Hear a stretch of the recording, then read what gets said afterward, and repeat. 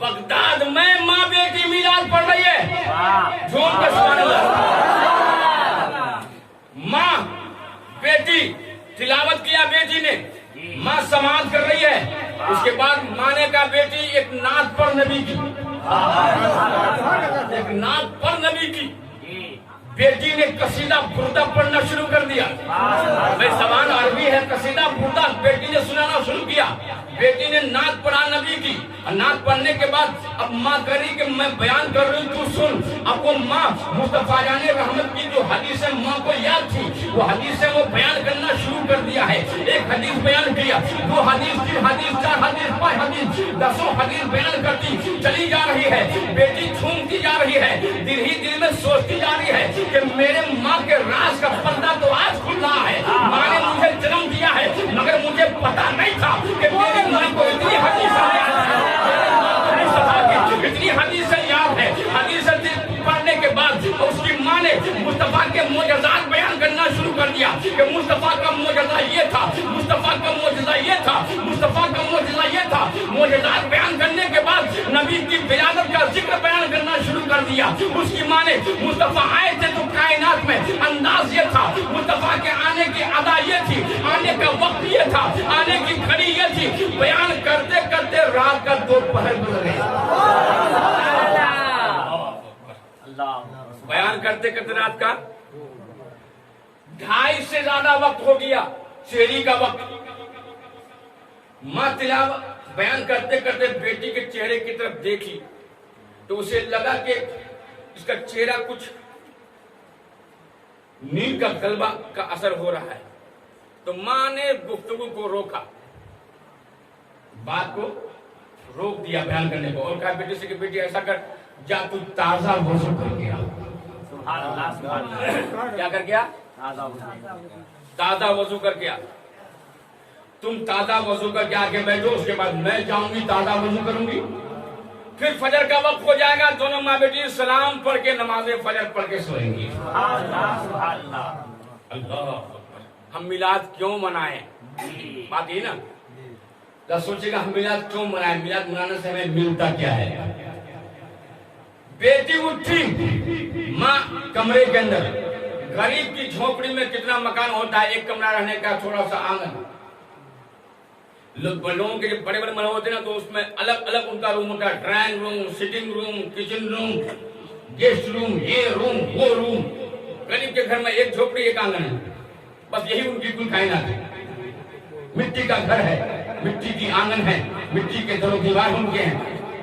बेटी दरवाजा को खोला, घर से बाहर निकलने के लिए दरवाजा को खोल करके उसके आंगन में जाना था पानी लेने के लिए। माँ कमरे में, दरवाजा खोल के बेटी आंगन में जो आई, आंगन में जो आई तो अचानक एक चीख मार दिया। बेटी एक चीख मार के कहा कि माँ जल्दी बाहर आ, जल्दी बाहर आ।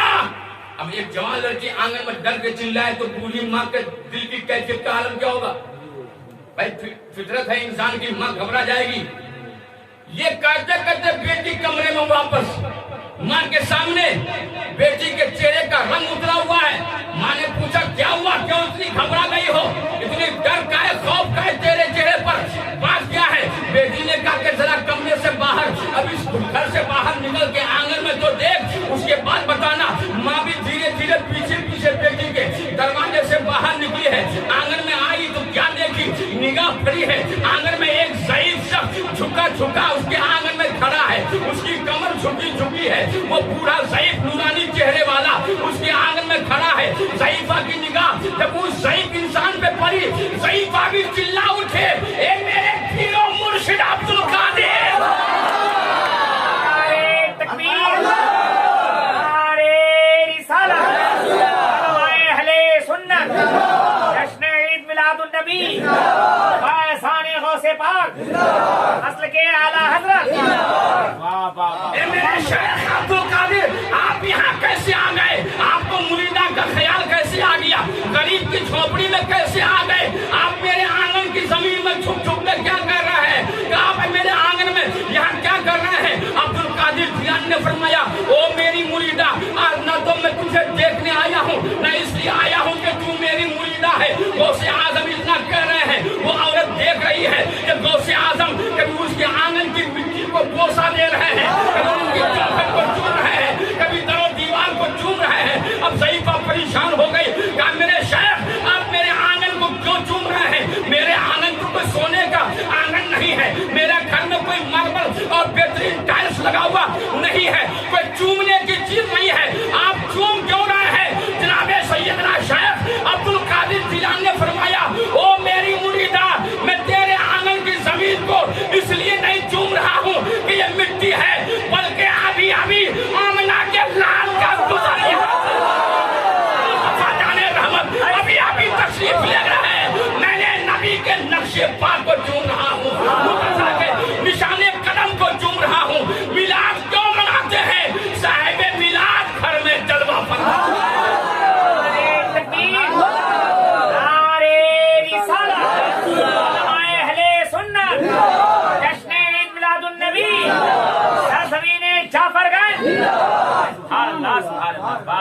मिलाद क्यों मनाए? मिलाद क्यों मनाए? मेरे मुस्तफा अभी मक्का में जलवा फरमा न हुए थे, यानी आप अभी पैदा न हुए थे मक्का में, आमना की गोद से आमना की गोद में तशरीफ न लाए थे। अच्छा, आदम अलैहिस्सलाम से लेके अब तक तवज्जो है आप लोगों की तवज्जो भटक रही है। मुझे अपनी तकरीर को बर्बाद नहीं करनी। ये नहीं कि आप मुझे रिजर्व करके लाए हैं 22,000 में, आप सुनो न सुनो, हमको नजरा लेना है, चले जाना है।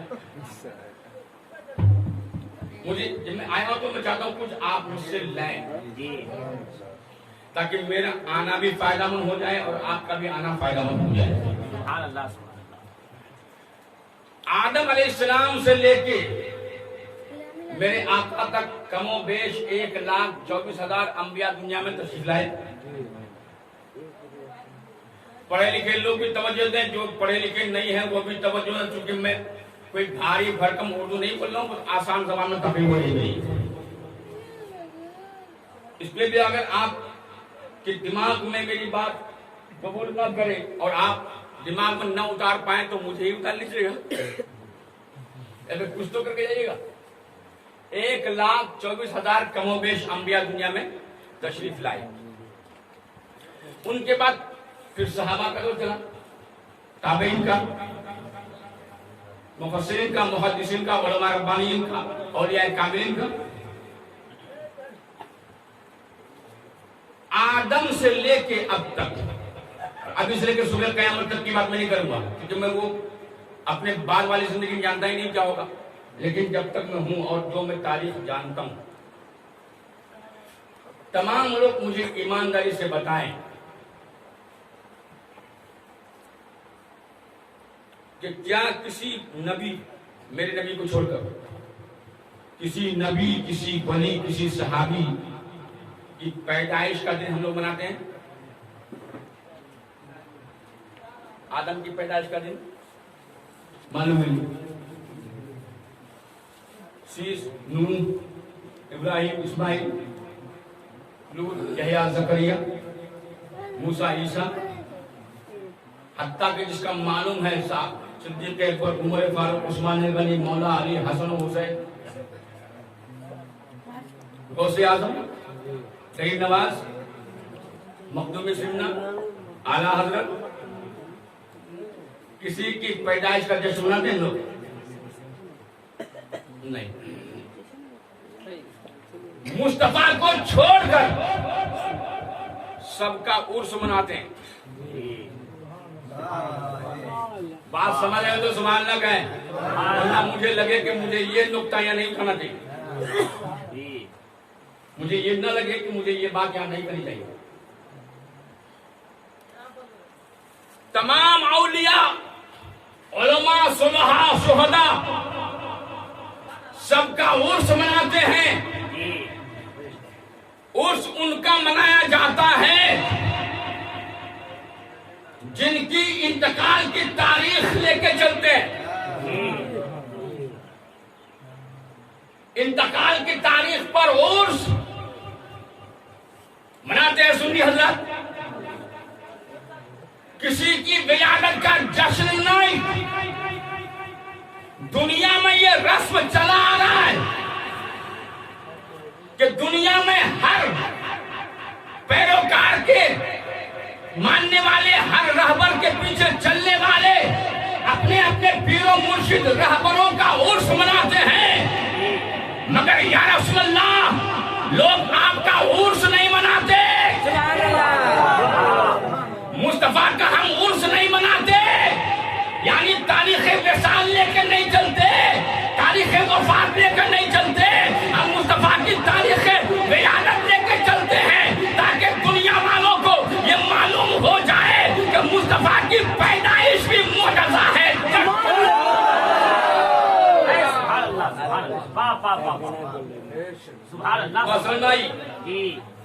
समझ रहे तो मुंडी हिलाइए ना भाई, सुभान अल्लाह बात नहीं करिएगा, समझ रहे हैं आप लोग ना। तो आदम अलैहिस्सलाम से लेकर के मेरे नबी तक एक तारीख मैंने पढ़ी कि मक्का शरीफ में कम से कम 70,000 अंबिया की कब्रें हैं,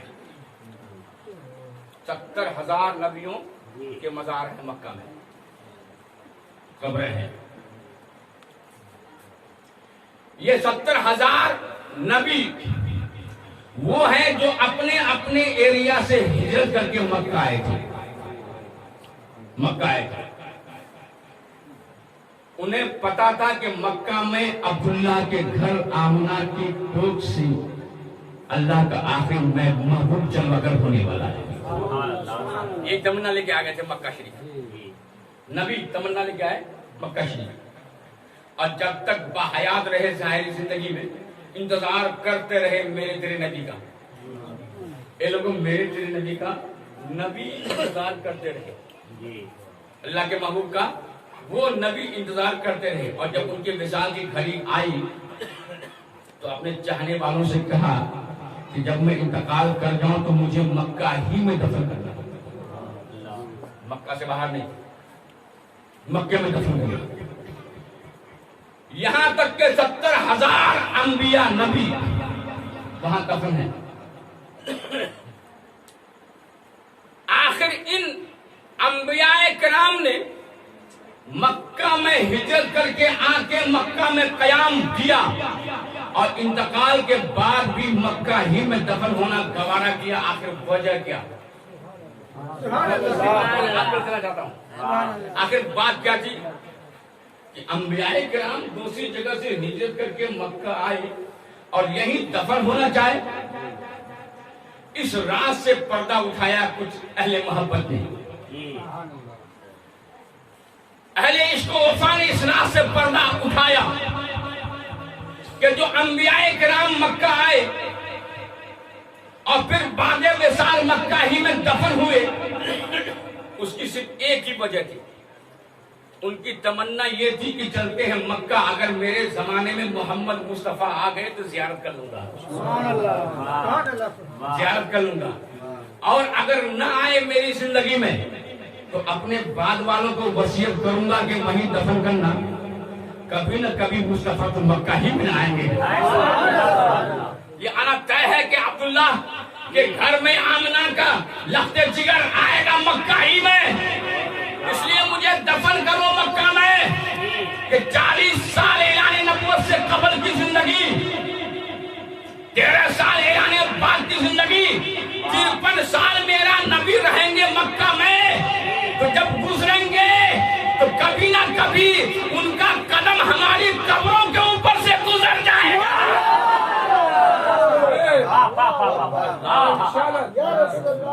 मैं बहुत बड़ी बात करने जा रहा हूँ, बहुत बड़ी बात, ऊंची बात, इसलिए दिमाग को ऊंचा करके सुनिएगा।